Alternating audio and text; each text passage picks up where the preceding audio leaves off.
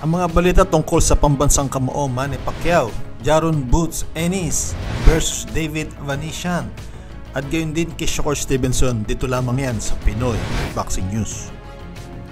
Dumako naman tayo sa balita tungkol kay Jaron Ennis at David Avanesyan.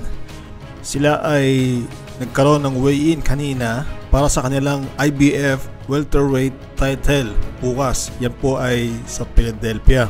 Tumimbang si Jaron Boots Ennis ng 146.4 pounds at si David Avanesyan naman ay 147 pounds.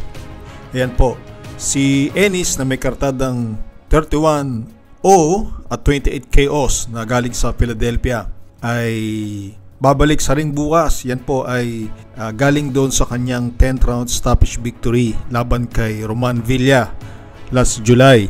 At masusubukan naman yung kanyang galing ulit laban kay David Avanesyan na may kartadang 34-1 at 18 KOs.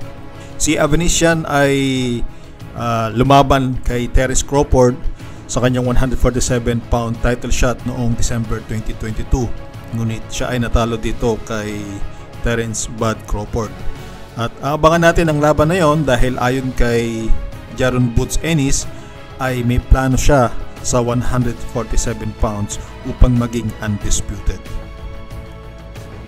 Dumako naman tayo dito sa balita tungkol kay Shakur Stevenson na minit si Oscar De La Hoya sa pamamagitan ng Zoom. Itong si 3 Division WBC lightweight title holder Shakur Stevenson ay nag-Zoom call sila ni Oscar De La Hoya ng Golden Boy Promotion. Sabi ni De La Hoya, I believe there's absolutely an opportunity to sign Stevenson. Sabi niya ay ito ngang si Floyd Mayweather, kanyang pinromote dati sa loob ng 16 fights. Kaya hindi malabo na ganun din ang kanyang may offer dito kay Shakur Stevenson. Ngunit alam naman natin itong si Shakur Stevenson ay medyo may pagka-boring tungkol sa kanyang mga laban. Kaya yung mga agency tulad ng Golden Boy Promotions ay syempre nagdadalawang isip din sila kung tatanggapin ba nila itong si Shakur Stevenson. Dumako naman tayo dito sa balita tungkol sa ating pambansang kamao Manny Pacquiao. Ayon nga sa mga sources natin ay tinutumbok ni Manny Pacquiao ang isang welterweight title fight laban kay Mario Barrios. Ngunit against po dito yung ibang mga boxing commentators dahil sabi nila para saan pa yung mga rankings na ginagawa ngayon sa mga boxing kung yung isang veterano at retiradong boksingero ay biglang lalaban para sa isang world title fight.